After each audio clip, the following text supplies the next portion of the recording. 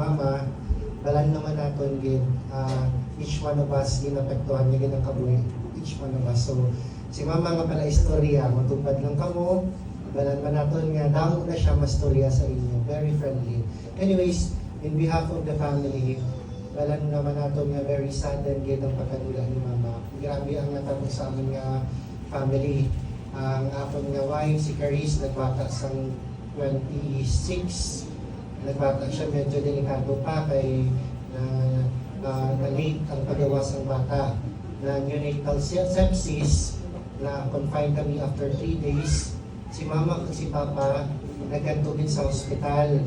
Kagamo itong bigil naman kalimtan nga si mama nag-pray over sa amon nga baby, si Vichy, in which 3 days old pa lang. Grabe gid, na-remember naman ang pagpakamuyo ni mama tukad ni papa. Ginakumit gid nga tani, maayo ang amon nga baby. So dito nga time, so, nagibot na lang gid kami nga pagkabuwas. Naglakad si ate sa hospital para buligan si Ganggang para magbantay. Nabatian na lang namon nga si mama para dito sa CR, kadalon sa hospital.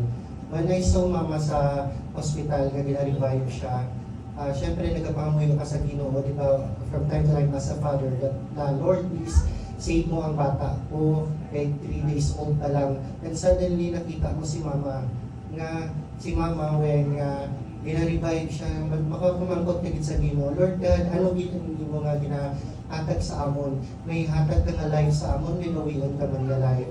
Kung imo nga isipon na siya, daw kasakit, daw kakalain, but then again, the beauty of life, ang maganda sa ato ng Ginoo, amo man lang ginang ato sa kalibutan, may magulos, may madula in exchange. So, I'm pretty sure, si mama, in-offer niya din man siguro ang life sa amon nga baby. Maybe siguro kita, we will live our life na ara din sa ato ng Ginoo.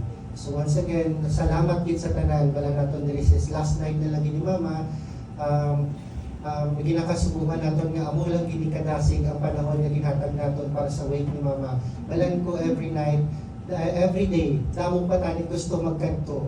Kay balan man naton damo si mama sa mga friends. Damo nagabalangga gid kay mama. So I hope and I pray nga tani malubong man naton si mama, wala naman si mama sa aton physically. And I hope that nagakabuhi gyapon si mama sa inyo with the memories that she had with you sa habang buhay pa siya. So salamat din sa inyo tanan and we glorify God. May gabi sa tanan. Thank you, sir.